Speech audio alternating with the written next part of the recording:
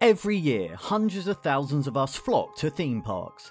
Whether large resorts like Alton Towers, Thorpe Park or Chessington World of Adventures, or small local travelling fun fairs and circuses, us Brits can't get enough of them. But beyond the flashing lights, towering roller coasters and screams of excitement, there is a darker story of the many who have been killed and injured in theme parks across the UK.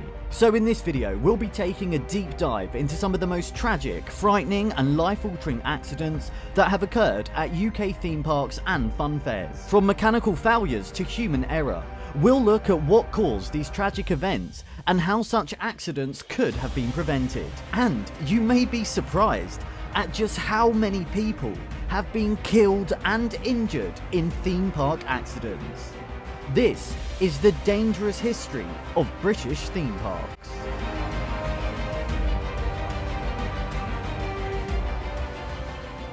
To start, we should begin by saying that roller coasters and rides are statistically very safe. Major accidents and incidents are rare, and most people enjoy a fun, carefree day out. However, the list of accidents and of those who have been killed by rides is actually surprisingly big. So let's begin with what is, at the time of making this video, the most deadly ride accident to have ever occurred in the UK. A roller coaster tragedy that killed 5 people and badly injured 13 more. The Battersea Paark Funfair Disaster. Battersea Paark Funfair was London's first modern amusement park and opened in 1951 in Battersea, West London. The fair featured many major attractions, including a water shoot, funhouse and its main attraction, the Big Dipper, a traditional wooden roller coaster. The park was revolutionary for its time and featured many new and experimental rides. Some of them were completely crazy. Take a look at this one, the amazing Flying Cars, where guests would drive cars upside down in a large tube with just a small seatbelt in place. The Looper, where guests were put in a metal cylinder and pushed around a track. Yeah, it's a no from me on those ones. But its main attraction was the John Collins Big Dipper, a traditional wooden roller coaster built in 1951. The ride had been open for nearly 20 years. The Big Dipper reached heights of 15 metres and featured several steep drops and a section in a dark tunnel. Like many roller coasters of the day, a brakeman would ride on each train and would manually brake and slow down the train as it approached bends. On the 30th of May 1972, a warm spring day in London, the Big Dipper was in operation and, as usual, had a large queue of excited visitors waiting to ride it. However, as a train departed the station, those on board had no idea that tragedy was about to strike just seconds into the ride. The ride began as usual, and the train, with 3 carriages, departed and began to climb up the first hill. However, just as the train reached the top of the hill, the riders heard a large clunk as the train came loose from the haulage rope which had been pulling it up the incline. The train shuddered and then immediately began to roll backwards down the hill. The emergency rollback brake, a brake specifically designed to kick in and stop the train from rolling backwards, failed completely. The brakeman on board tried frantically to stop the train from rolling backwards, or at least to slow it down, but his efforts were in vain. The train quickly gathered speed and began falling rapidly down the hill. The back carriage of the train then came loose from the track and jumped off the rails. It crashed through a barrier at the bottom of the hill, and then the other carriages collided and crashed on top of it. It was a scene of complete catastrophe. Of the 24 people on the train, 5 were killed. All of them were children. A further 13 people were severely injured, some with life-changing injuries. The investigation that followed was nearly as shocking as the accident itself. The official investigation found that the ride should never have been operating. Over 51 faults and hundreds of accounts of poor maintenance were identified. During a trial, a court heard that after a fire had damaged the ride in 1970, second-hand stock more than 50 years old had been brought in to replace it. The emergency rollback brake was found to have been in a non-working condition and had in fact failed previously on a number of occasions, allowing trains to run backwards down the track. The structure, including the pedestrian emergency walkways, were in a rotted and unsafe condition. In fact, one victim, who actually survived the initial impact, fell through a rotted handrail to her death. The report further revealed that the ride had been plagued with mechanical faults weeks before the disaster, and that the staff responsible for ensuring safety on the ride were often drunk. In short, the ride was simply unsafe and should never have been in operation. This accident, like many we will look at in this video, was completely preventable. Following the accident, the Big Dipper was replaced with a modern steel roller coaster known as the Cyclone, but the Funfair's popularity had been completely shattered. The accident, along with various development problems, led to the Funfair's closure on the 22nd of September 1974.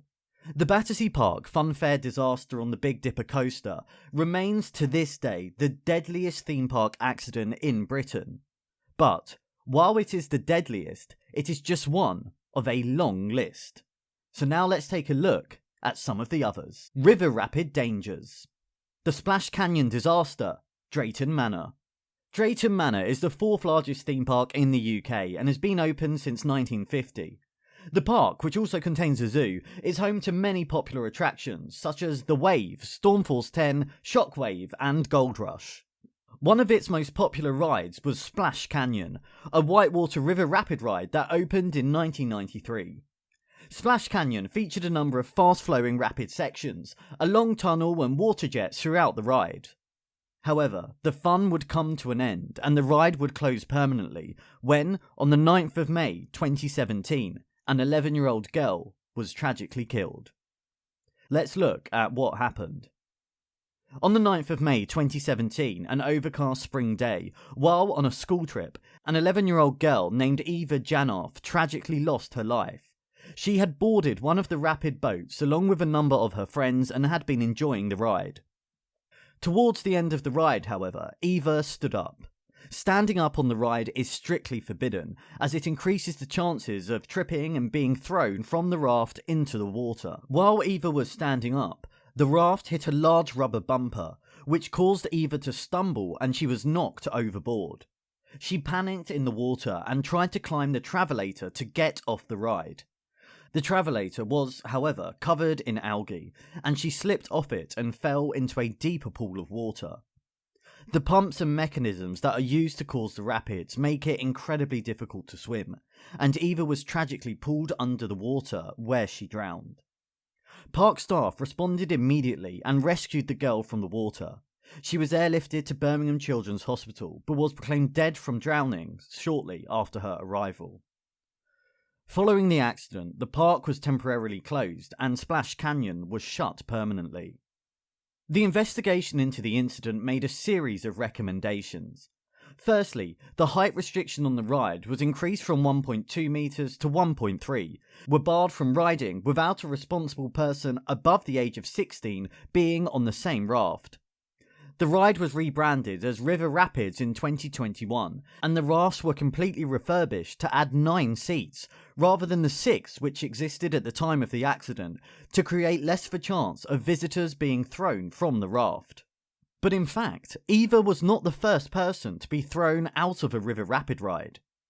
In 1987, on the Rumba Rapids in Thorpe Park, 3 people were thrown into turbulent water, including a 7-year-old boy.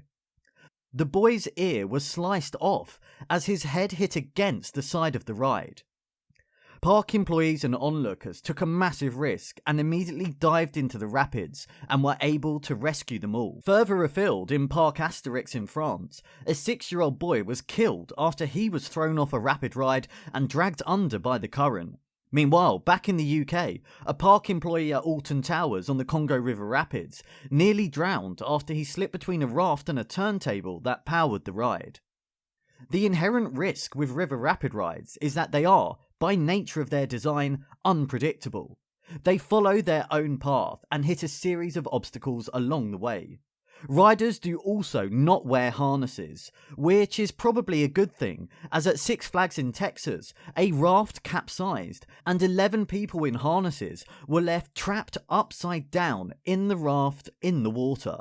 A woman died in this incident and 10 were injured. The challenge with rapid rides is that they are popular with families and young children, who are more liable to be knocked and thrown from them. And when people do end up in the water, it's incredibly difficult to stop the rapid movements, as even if they conduct an emergency stop, the water will of course continue flowing for a lengthy period of time. While river rapid rides are generally safe, these incidents are a stark reminder to follow the ride's safety warnings. Never stand up, always ride with a responsible adult, and always hold on to the safety bar. Dark ride disasters. Dark rides are hugely popular theme park attractions, not least in Northern Europe where the weather is less reliable. But there have been several significant deaths and accidents involving these indoor attractions. One such tragic accident occurred at Blackpool Pleasure Beach on the Space Invader 2. The Space Invader originally opened as an indoor coaster in 1984. The single-car trains took 4 riders each, and riders were restrained by an ordinary seatbelt. Riders enjoyed a series of several dropped, bank turns and helixes in the dark, with theming based on space exploration. The ride reached speeds of 40 miles per hour and a maximum drop of 60 feet or 18 meters. The ride was popular and operated without incident until the 21st of July, 2000. In the summer of 2000, 11-year-old Christopher Sherry was visiting the park with friends. Christopher had spent the day with 2 friends at the pleasure beach, going on rides including the big one and the maze. However, it was a routine ride on the Space Invader that would cut his life tragically short. Christopher boarded the ride with 2 friends and sat in the back seat. Around halfway during the ride, Christopher somehow managed to come loose and began to slip out of the ride seatbelt. Christopher, who was sat on the back seat, was then seen by his 15-year-old friend appearing to fall over the edge of the car. He says he reached out to find him in the dark, and while the seatbelt was still fastened, Christopher was no longer in the car. It is believed that Christopher somehow slipped out of the seatbelt, fell from the car, hit a barrier, and then was struck by another oncoming car. The ride was stopped and emergency lighting switched on to locate Christopher, but he was sadly dead by the time the paramedics arrived. It is not clear how Christopher came loose from his seatbelt and fell out of the car. Some say he may have panicked in the dark and unbuckled his seatbelt, while others say he may have leaned over too far and accidentally slid out of the car. What was remarkable about this case was that the restraints on the ride were just a simple car seatbelt. Something that riders could easily unbuckle themselves at any point, or simply slip out of. This seems truly extraordinary, that on a ride travelling at 40 miles per hour with 60-foot drops would only have a normal seatbelt. The death was officially ruled as an accident, and Blackpool Pleasure Beach stated that they had no intention of changing the controversial seatbelts. Nevertheless, in 2003, the ride was refurbished and opened as Space Invader 2.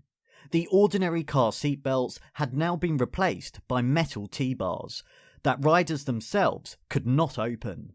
The ride was eventually removed in June 2010 and sold to Breen Leisure Park, where it still operates today as Astro Storm. And this is not the only dark ride disaster. In August 2000, an 11-year-old boy was riding the X No Way Out coaster ride at Thorpe Park. During the ride, the 11-year-old somehow fell out of the car and fell more than 20 feet. He broke both his legs and suffered severe brain injury. It is unclear how he came out of the car, but it is said that the Health and Safety Executive issued a series of recommendations to improve safety on the ride. The ride has operated as The Walking Dead, the ride, since 2018, with improved safety measures now in place. The Smiler Disaster. One of the most recent rollercoaster tragedies occurred at Alton Towers in 2015 on the Smiler ride. The Smiler is a steel roller coaster built in 2013 that features 14 inversions, including dive loops, rolls, sidewinders, and corkscrews. Crucially, the ride has great capacity, and 5 trains can operate on the ride at once, leading to a theoretical capacity of 1,200 riders an hour. But it was exactly this that would end in disaster. The Smiler had been plagued with teething and technical problems since it opened. In fact, riders became stuck on the ride during its press run, and there were a number of incidents. In July 2013, 48 people were evacuated from the ride after debris fell on a section of the track. The incident caused 2 sections of the track to disengage, creating a gap in the track. A few days later, the ride was closed for 5 days after cracks were found around the base of one of the ride's support. And 4 people suffered minor injuries when they were struck by guide wheels that detached from the chain guide as the train ascended the vertical incline. However, the worst accident by far would come in June 2015. On the 2nd of June 2015, a fully loaded train with 16 passengers departed the station and began to climb the hill. Ahead of that train was another empty train, which had been added to the circuit to run a test of the track. The empty train got caught in a gust of wind and stalled on the track. The fully loaded train, which was now partway up a hill, automatically stopped, as its emergency sensors picked up that there was a stalled train ahead of it. This was standard procedure, and was exactly what should have happened. If a train stalls or gets stuck, all of those behind it are automatically stopped. This prevents any potential collision. However, in the control room that day, the engineers on duty were unaware that an additional train had been added to the circuit and sent around to test the track. As they didn't even know there was another train on the track, they presumed that the stall warning had been a technical error, and they manually overrode the automatic emergency stop system. This was a catastrophic error. Accordingly, the train full of riders was released. It travelled up the incline, came down the hill at speed, and violently crashed into the stalled test car.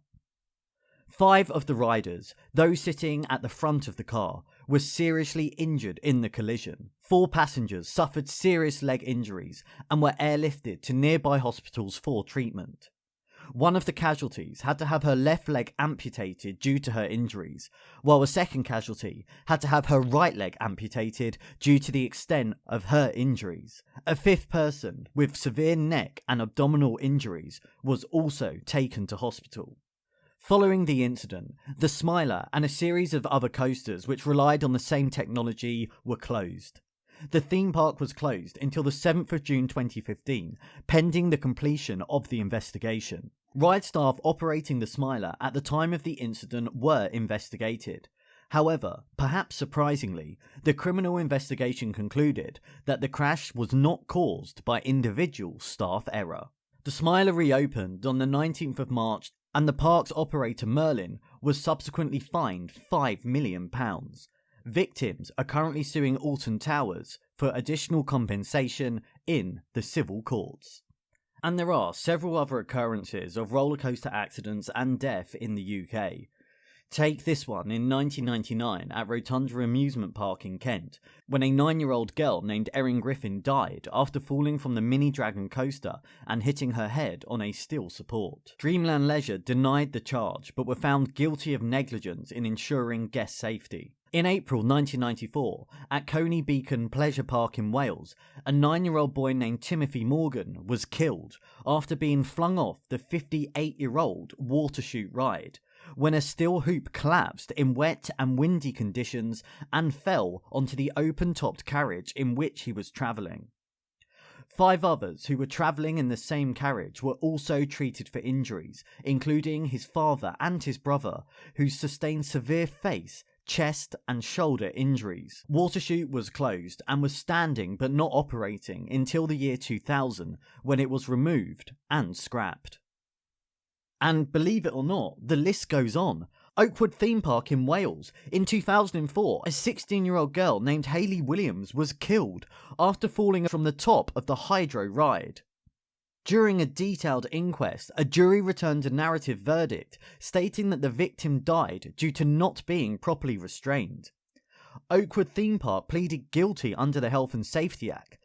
The company was fined £250,000 plus £80,000 in costs. Lightwater Valley in North Yorkshire. A 20-year-old woman named Gemma Savage was killed on the 21st of June 2001 following an accident when two cars on the Twister rollercoaster collided. Faulty wiring had caused a malfunction on the ride. The park was charged with failing to ensure the health and safety of riders. The ride manufacturer was also convicted of 2 charges of failing to ensure the ride's safe design and construction. After the 2019 accident, the ride was shut down for the rest of the season and was later sold. It currently travels around the UK with the travelling funfair company Emerson Edwards. And this leads us to the final part of this video, because there's another way that thousands of people enjoy theme park rides every year, and that is at travelling funfairs. But the safety of travelling funfairs is a whole chapter all to itself. The dangers of the travelling funfair. Travelling funfairs are common in Western Europe and North America. They typically involve smaller children's rides, thrill rides and miniature roller coasters. And these rides are unique because they are packed up and unpacked regularly, transported thousands of miles across countries on trucks. You'll have seen these types of rides so many times before: twisters, waltzers, bumper cars, ghost trains, carousels. However, these rides are not without their dangers, and there have been hundreds of accidents recorded in the UK caused by poorly maintained and poorly assembled rides.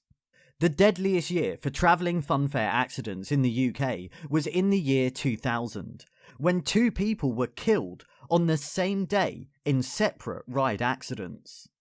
One girl, aged 10, died on a topspin ride operating at a travelling funfair in Redruth, Cornwall. The hydraulic thrill ride lifted people 10 metres into the air, spun them around before lowering them onto the ground. During the ride, the hood of 10-year-old Stacey Rose's jacket got caught in the harness and caused it to fail. The emergency safety bar, which should have held her in place in the event of a harness failure, was so loose and poorly maintained that she slipped under it and was flung 30 feet into the air. The ride's operator should have inspected the fixings of the safety bar daily, but had not done so. It was found that a washer costing only a few pence would have completely fixed the fault. And shockingly, the fault had led to the safety bar coming free during the ride at least 11 times in the 29 days before Stacey was killed.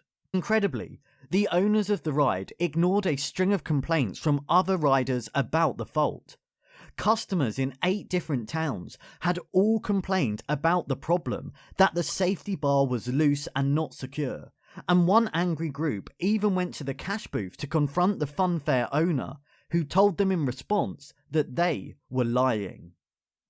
One female customer became so angry during the confrontation that 3 weeks before Stacey's death, she told the funfair owner, I hope somebody dies because you will be footing the bill. Despite all of this, the owners, who later admitted breaking health and safety laws, were conditionally discharged and allowed to go free. Meanwhile, in the same year 2000, in a separate incident at Shepherd's Bush Funfair, a woman and 2 men were riding on the Super Trooper ride, a classic twister ride, when the car they were in simply became detached and went flying across the funfair. The car was violently flung from the ride, travelling up to 40 feet through the air before crashing down in a tent. All 3 riders were trapped inside the twisted metal carriage, and the fire brigade had to spend considerable time cutting the metal to set them free. All 3 were rushed to hospital, where 2 managed to survive, but tragically one woman died from her injuries. The investigation into the incident found that the ride was poorly maintained and full of rust. The car had broken off in 2 places because of rust and metal fatigue. An inspection of the other cars found that they were all in a similar state of disrepair, covered in rust and metal fatigue, and simply waiting to come off. A court was told that the defects would have been spotted if a full inspection had been carried out as required. In other words, the ride should never have been operating. The case went to court and the fairground ride inspector was jailed for 18 months. And it appears that unfortunately lessons were not learned from these incidents. Closer to modern time, in April 2018 in London, Chandra Ali visited the Thorpe Park Funfair in West London with 2 of her children when she was badly injured in an incident on the accelerator ride. During a routine ride, she slipped out of a faulty seat restraint and was left clinging on while screaming for help. She eventually lost her grip and was flung through the air, hitting the barrier of an adjacent ride and landing on the ground. Chandra Ali suffered a broken back, multiple rib fractures, her hip was broken in 9 places, and she had damage to her lungs, kidneys and liver, and bleeding on her brain. She spent 49 days in a coma, a total of 4 months in the hospital after the incident, and has been left with permanent damage. She now has no function in her arms and legs and now needs a wheelchair and has carers helping her with basic tasks including washing and dressing. The investigation into the incident found that the ride was, surprise surprise, poorly maintained. Her seat restraint was faulty and, in a theme now familiar, the ride should never have been operating. The owner of the ride and the ride inspector all pleaded guilty to health and safety breaches over the incident. They were given suspended sentences and fined £51,000, which might not sound like much if you have to spend the rest of your life in a wheelchair. And there's others who were flung from rides. Just a year later in 2019, Jade Harrison was visiting Hull Fair, one of the UK's biggest travelling fun fairs, run by Taylor Funfairs.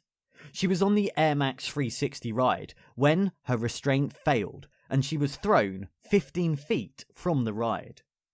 She luckily survived, but spent 4 days in hospital and needed metal plates inserted into her face. Taylor's Funfair admitted that the restraint was faulty and that they had failed to adequately inspect the ride. They admitted liability for the accident. The ride is still in operation. You'll see there's a pattern beginning to emerge about concerns over the safety of travelling funfair rides. On the 2nd of November 2009, a fairground ride completely collapsed at the annual Big Night Out fair in Suffolk. The ride, called Hellraiser, was 30 years old and had been in full operation when it started to collapse in on itself. It had been running for around a minute when several cars came loose from the ride and crashed into each other at speed. 8 people were injured, including 3 teenagers, and a 24-year-old woman who was taken to hospital with 4 broken ribs and damage to her spine. An investigation into the incident found that the ride was riddled with over 50 faults and defects in repair and maintenance. The judge ruled it was purely a turn of fate that nobody was killed or permanently injured. Meanwhile, bringing us to current times, in South London, just a year ago at the time of making this video, a ride called the Frogget malfunctioned at the Lambeth Country Show, seriously injuring 4 people who were rushed to hospital with life-threatening injuries. This is the only photo we have from the ride. According to an eyewitness, as the ride started, it looked like it detached off the hinges. Someone fell off the ride and someone started screaming. A woman was stuck, hanging off the ride and bashing her head from side to side. She was dripping in blood. Another man, who is understood to have been with the woman, was reportedly violently thrown from the ride. Both were left badly injured. The investigation into what caused this incident is ongoing, and as yet, we do not know whether any charges will be brought against the fairground ride operator or the funfair, but you may wish to speculate from this video at what the causes might have been. The funfair remains open, but the Frogget ride did not. And it's not just thrill rides that can pose a danger. Even the seemingly lowest risk rides, like a bouncy castle, can actually be deadly if not properly maintained. At Thurston's Funfair at Harlow Town Park in Essex, on the 26th of March 2016, a young girl died on a bouncy castle when it came loose and blew away in high winds. The young girl was trapped inside the castle when a gust of wind blew the dome away from its moorings. The castle travelled 300 metres down a hill and struck a tree before coming to a rest. The young girl sustained multiple injuries to her head, neck and chest, and was declared dead by the time paramedics reached her. The investigation found that the funfair had failed to anchor the inflatable dome to the ground securely, and had not monitored weather conditions to ensure that it was safe for the bouncy castle to be in use. In fact, a yellow weather warning for high winds was in place that day, and the weather forecast for that weekend was stormy. The operators were convicted of manslaughter by gross negligence. It can be hard to find a complete list of accidents that have happened at funfairs, as they're often only reported in the local press, and it's even harder for historical cases. However, we do know that in 1992, a young girl was killed in Margate at a travelling funfair. In the same year in East Sussex, a faulty restraint bar caused a woman to be hurled to her death. And, at another fair around the same time, a small girl was half throttled by the safety belt on a dodgem ride. So, looking at this surprisingly long list of incidents, what can we actually learn from all these accidents? What's clear is that all of the accidents covered in this video, every single one, were entirely preventable. They were the result of human action or poorly maintained rides. And therefore, when we visit theme parks and funfairs, we are literally putting our lives in the hands of the inspectors, maintenance people, and ride operators. And so, as with all things in life, we need to understand that there is a real risk associated with the human cost of thrill seeking. However, despite the accidents covered in this video, they are very rare. And this video should not put you off having fun at a funfair or a theme park. In fact, according to a study for the Health and Safety Executive, the chance of being killed or seriously injured by a fairground ride was 6 in 100 million. You are statistically more likely to be struck by lightning than be killed by a ride. And you are 7 times more likely to be killed driving to a fairground than you are while you are actually there. And so perhaps we can conclude by saying this. While we should all continue to enjoy theme parks and funfairs, we must never forget the lessons from the past and the lives that were tragically lost in the name of fun. Always stay safe, pay attention to all safety signs, and follow all guidance. And remember, whether you're visiting a small local funfair or a big theme park, the thrill of going on that ride should always come with the assurance that safety is the #1 priority. And if you're ever unsure, if something doesn't look right, something doesn't look safe at any point, then don't get on the ride.